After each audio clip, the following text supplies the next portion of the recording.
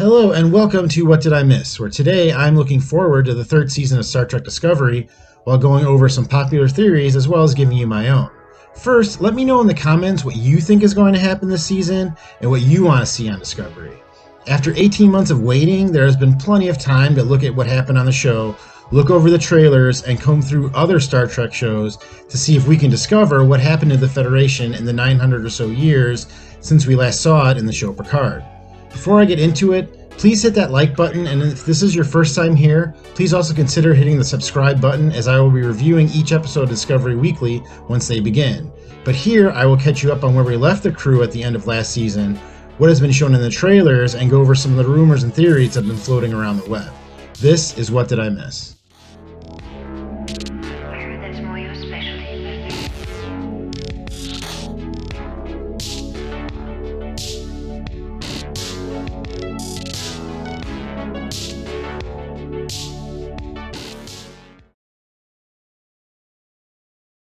Most of Season 2 was about keeping the Discovery and her data logs away from a sentient artificial intelligence named Control. The reason being that the Discovery absorbed data from an ancient probe that, if consumed by Control, would lead to the end of all humanity. The crew succeeds in this task by not only destroying the current avatar of Control, which was in the body of Leland, an agent of Section 31, but they propel themselves almost 1,000 years into the future so that Control will not be able to ever find the ship or its data. But it turns out that things did not turn out all that great for humanity after all.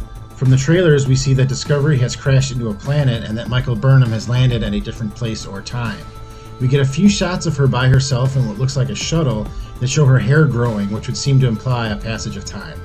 We also see that she meets a native of this timeline in the form of Cleveland Booker, who is played by David Ayala. I really like this actor when he played a character named Manchester Black on Supergirl, so I'm psyched to see what he can do here. In that show, his intentions were very gray, and I get the feeling that his character on Discovery is also not all that he seems to be. I'm guessing that we will see Michael and Book on their own for a while until she is able to catch up with the Discovery's crew, and after that I'm sure we will learn if he is friend or foe. According to details from the trailers, as well as interviews with the show's producers, we know that the Federation is now much smaller than it was because of something called the Burn. I'm going to speculate what that means later, but for now, let's just say it was an event that made warp travel and subspace communications impossible. Because of that, planets are now isolated and no longer able to communicate with or travel to each other. One planet we see looks to be in some kind of post-apocalyptic setting, but we also see what looks like the Trill planet and the addition of a Trill cast member in Ian Alexander as Gray. Gray is said to be an unjoined Trill, which means they have the experience of their life but not the many lives of a symbiote like the character Dax did from Deep Space Nine. We also get a quick shot of what looks like the remnants of the Federation and the Federation flag, which mean that some parts still exist, albeit without Starfleet.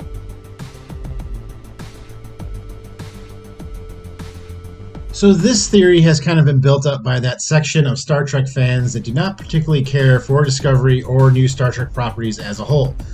But the belief is that the Burn was somehow caused by Michael Burnham simply because Burn is in her name. I'm not saying it isn't possible, but I can say that it isn't very probable given the information that we do know. For one, she and the Discovery may have flung themselves forward 900 years, but those 900 years still happen, and we saw 100 or so of them on the original series, The Next Generation, Deep Space Nine, Voyager, and Picard. So it isn't like the Red Angel being activated could have caused the Burn, because we know warp travel was at least possible in the last season of Picard. Also, it does not appear like people in the trailers that are native to this time know who she is or know of her. They just recognize the Starfleet insignia. You would think that if she was the cause of a cataclysm, that people would know who she is, even if she was out of time.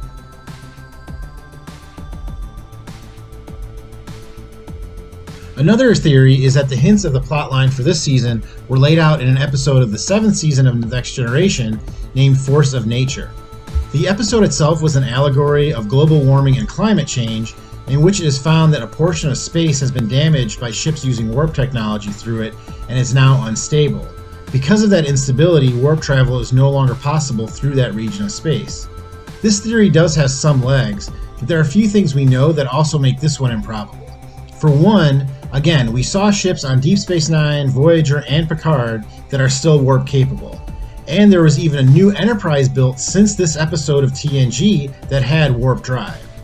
So the episode made it seem like the Federation was going to scale back on warp travel, but it looks like they did anything but that. You could say that maybe this is why 900 years later, all of space is like the section of space they found in this episode of TNG, but the fact that people in Discovery trailers refer to an event named the Burn makes me think that something happened in an instant and it was not a slow crawl to where they are now. This episode of The Next Generation made it seem like this would be a cumulative event that would happen over time, not a cataclysm that could happen in an instant.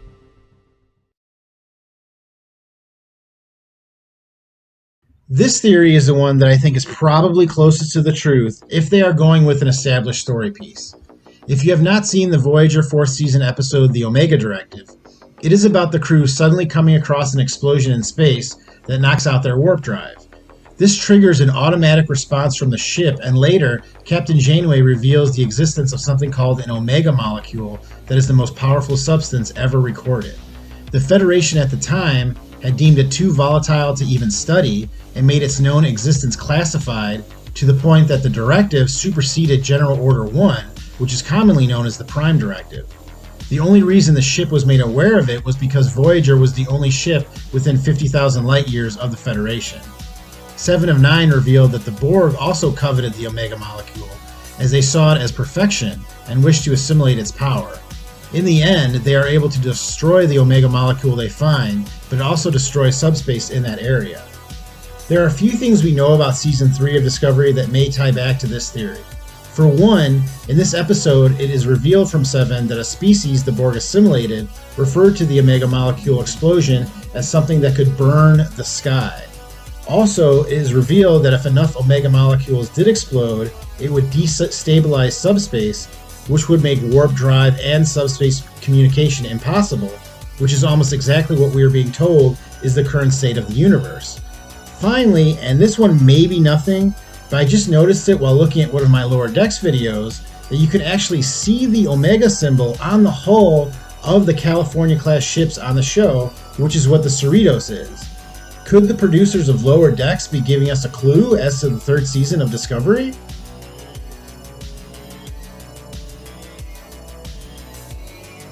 I tend to agree with the Omega molecule theory, and I think that it will have huge ramifications still for the crew.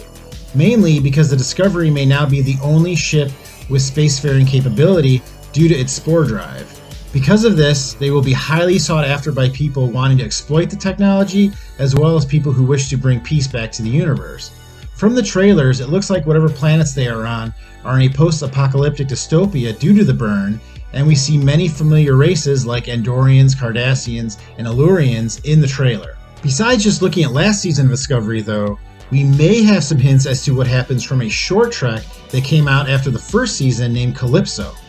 Now this episode is important for a few reasons. One, it shows the Discovery at least 1,000 years into the future after a man in an escape pod comes into contact with the ship. The crew is no longer there, but at least we know from the episode that the crew are able to get the ship off the planet and into space again at some point. There is also now an AI used for the ship's computer, which may be a development we see this season. Also, the director of Calypso, Olatunde Osunanmi, also directed the first and last episodes of Season 3 of Discovery, so whatever vision he had in the episode, it is still prevalent during this current season. Speaking of the episodes, some of the titles were just released and one immediately jumps off the screen, and that is Unification Part 3. This implies that the episode is a continuation of a 2-part episode arc from the 5th season of The Next Generation. In that arc, which was one of the most watched during the show's run on TV, Spock is found by Picard to be living on Romulus in the hopes of unifying the Romulan and Vulcan people after centuries of distrust. This plotline was actually revisited in the rebooted Star Trek movie and is the reason Spock is trying to save Romulus and ultimately gets thrown into a different timeline. Also, we see that later on in the show Picard that he has Romulans working on his vineyard, which shows that Picard himself may be trying to carry on Spock's legacy by helping the Romulan people. The fact that the title is being used again may signal that unification now is paramount to the rebirth of the Federation.